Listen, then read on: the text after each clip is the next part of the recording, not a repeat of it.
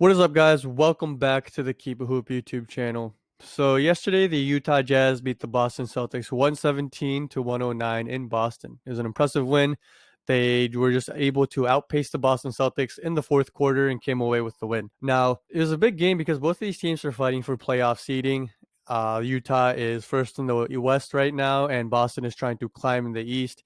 And it was when I was watching it, but also when I would look back at the highlights, it was a game that was very, there's a lot of good individual play, and nobody set any records or went out for 50 points or anything like that. But it was a game where a lot of individual players, and granted, both these teams have a lot of good and solid individual players, but a lot of these players made really nice moves, made good decisions, had some really good sequences, especially on the offensive end. So it was something that I wanted to kind of break down a bit, because I think it was a game where you could learn a lot from it, and just have be able to take away some of these things if you're trying to play at a high level. So I wanted to do that. Before we get started, though, if you could like, subscribe, share, and comment, it would mean a lot. We're at, I think, 195 subscribers. So closing in on 200, it would mean a lot if we could get there.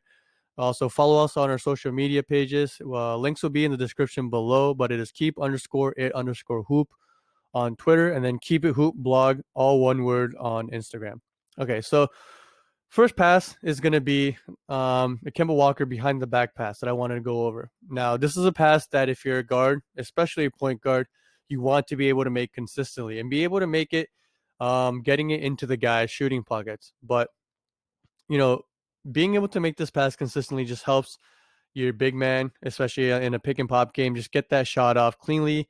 And if you're not able to make this play, if you want to make this play, you'd either have to make a jump pass, which you never want to do if you can help it, or you have to stop, pivot, and pass. And that just cuts down, or that just adds to the time it would take for you to get the ball there. And in that time, a guy like Gobert could easily go out and contest a shot. Maybe Donovan Mitchell can hedge off a little bit. So, I know it's simple, but very key pass to be able to make if you want to play point guard slash guard, being a playmaker at a high level. This is a very simple play, but being able to throw that lob, nice decision by Mike Conley. But it also goes back to something we talked about. The Utah Jazz just loving to play around Rudy Gobert pick and rolls because they have so many shooters on the outside. And it just shows that right off the bat. First points of the game for Utah, this is what they go to. And if the lob isn't there, Mike Conley can have a floater, or you just get it out to a shooter. This is also a really nice play by both Conley and Rudy Gobert, and even by Donovan Mitchell. So as we go back and look at this, you're going to see that, first of all, Mike Conley with a really, really nice pocket pass, right? This is another pass that you want to be able to make as a point guard. Hitting the roll man, threading the needle, and then just being able to do so consistently while Gobert's on the run. You don't want to just throw it at his chest. You want it nice and low, so the defenders can't get to it, but also high enough that a big guy like Gobert can catch it. Then I also want you guys to keep an eye on Gobert because the pass he makes is pretty difficult. I would say Thiago Splitter was someone who was, in my eyes, one of the best to ever do it, actually, at catching the ball on the run off of a roll, stopping it around the free throw line or the paint, and then getting it out to a shooter. Why this is difficult is because a lot of big guys aren't used to doing this consistently. And what it leads to is either a bad pass, right, to the three-point shooter, or they get called for a charge because you see Jason Tatum coming in for the help. Now, if he gets there a little quicker, or instead of going to here, if he's able to meet him around here, one of the options, especially in today's NBA, is to just try to draw the charge. And it's difficult for a guy like Rudy Gobert at his size to be running full speed to try to get out of Tatum's way and to avoid being called for the charge. But in this play, right, Gobert does a really nice job. And again, there's a chance that if Tatum is there earlier, he can draw the foul. But Gobert is able to make a nice pass right on the mark. Donovan Mitchell can shoot this if he wants. He's a good three-point shooter, capable of making it, but he makes the right pass, extra pass, getting it to his teammate, and kind of showcasing that team basketball aspect of the Utah Jazz. It's a really nice play here by Donovan Mitchell. Gets him on a pump fake, and Jaylen Brown is going to play that pretty close. Utah loves to shoot three-point shots, a lot of it, and Donovan Mitchell's one of those guys that can and make a lot of them. So gets him to bite on the pump fake, which means Robert Williams has to hedge off a little bit, right? Because if Jaylen Brown doesn't bite on that pump and he stays on him, Robert Williams isn't going to help on that. Now, this doesn't really have too much to do with the overall play, but after that, right now, Donovan Mitchell could pass it to Joe Ingles right here, right? But instead, he hesitates a little bit. And now that hesitation is really key because it then draws Semi Ojeleye off of Derek Favors and it gets them an open dunk. But you see the options that Donovan Mitchell has off of that pump fake. Now, the hesitation was good, but that hesitation plays off of the pump fake and how Robert Williams had to help. Because if Jaylen Brown doesn't bite on that pump fake and he stays with him, Robert Williams doesn't have to stay there, which means the hesitation move doesn't work as well. And then Semi Ojeleye might not have to come help. But because of the pump fake, all kind of derives off of that pump fake. One of the simplest, if not the simplest move in basketball. You pump fake, get the guy off his feet, help defender comes, hesitation, which means even more right space for Donovan Mitchell. And then just a really nice play, really nice pass to Derek Favors for the wide open dunk. So we talked about the pick and roll and how the Utah Jazz love playing around it, especially for the 3-point shot.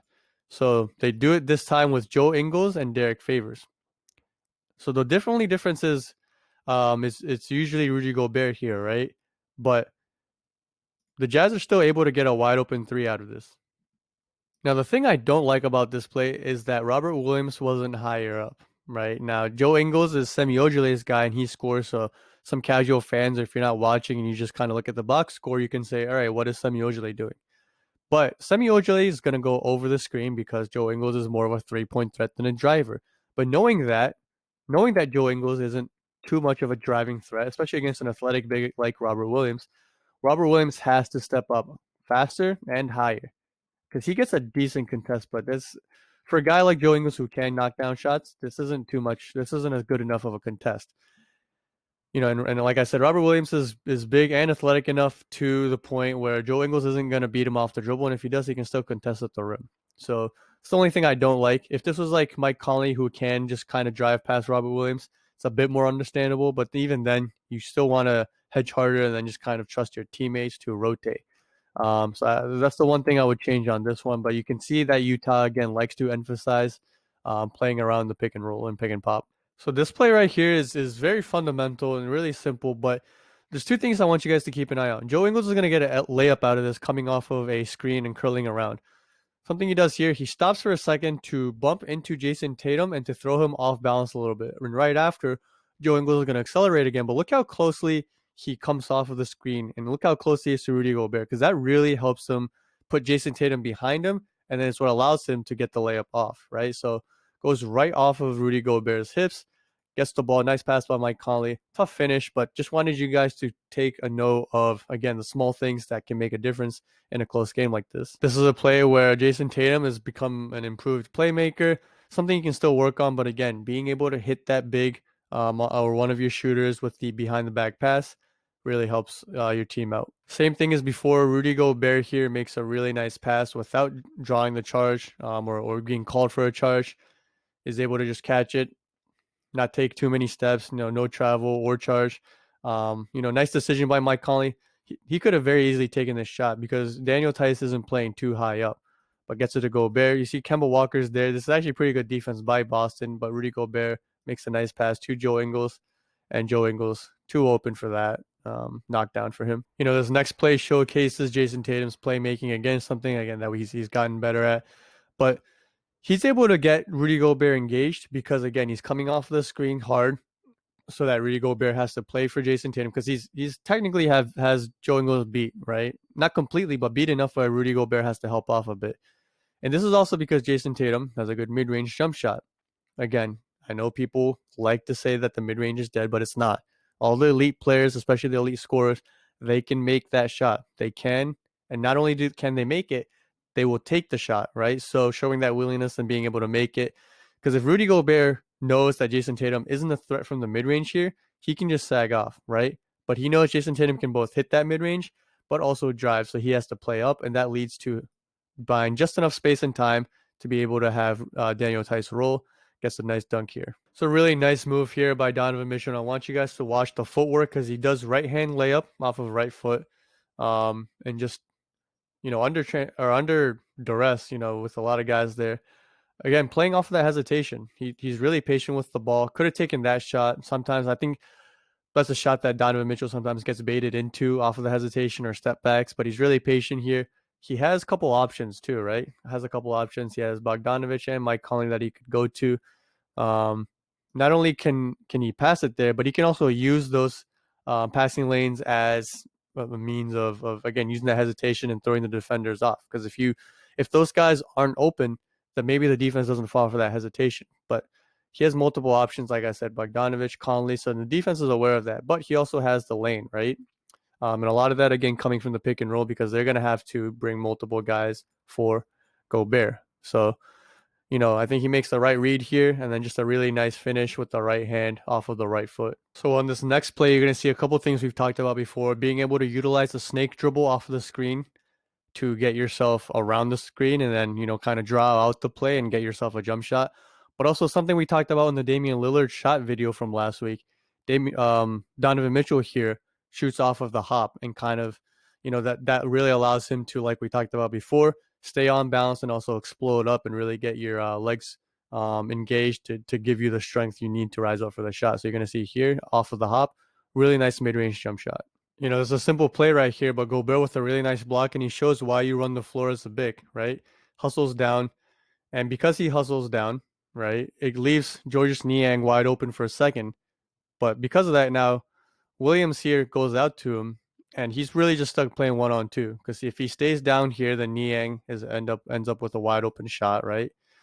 And if he goes out there, what happens is now Rudy Gobert gets an alley-oop wide open dunk. So, just hustle down if you're big. Always run the floor because good things are going to happen for your team. Whether you get a dunk or a layup or your teammates are going to get a wide open shot. Now, this play right here is just so impressive. And it shows you why if you're able to shoot the jump shot, it just opens up so many things. And that's not even just going off of when you have the ball in your hand and you're in triple threat position. Because if you can shoot, obviously they play up on you and you can drive past that. But even when you're coming off around screens, right? Because Rudy Gobert knows that the Celtics are going to want a 3 in this situation if possible. They're down 8 in a close game, 46 seconds left, right? But Jason Tatum makes a really nice read and realizes that he doesn't need the 3. They want a 3, but they don't need it. And he just does a really nice job of splitting this screen or this edge, right? So Rudy Gobert comes up and he just splits it right down the middle and really nice, strong finish and one against one of the league's premier rim protectors. So really nice move there. That's about it. I know it's only a few plays, but again, I think when you watch a game like this, especially with two teams that have multiple guys who just play the game the right way, really talented and skilled guys, and there's just so much you can learn. And I hope that people through our channel and our videos can learn a lot, but also get into a habit of doing this on their own. There's just so much you can learn from. You can watch YouTube videos, just pause or play it at, a 0.5 playback speed and just on any given play. And in the NBA, especially, there's just so much you can learn from. But yeah, I hope you guys enjoyed this video. We will be back tomorrow with another video. Please like, subscribe, share, and comment. And again, follow us on our social media pages. We even have a Twitch now, but everything will be in the links in the description below. But yeah, thanks for watching, and we'll see you guys again soon. Peace.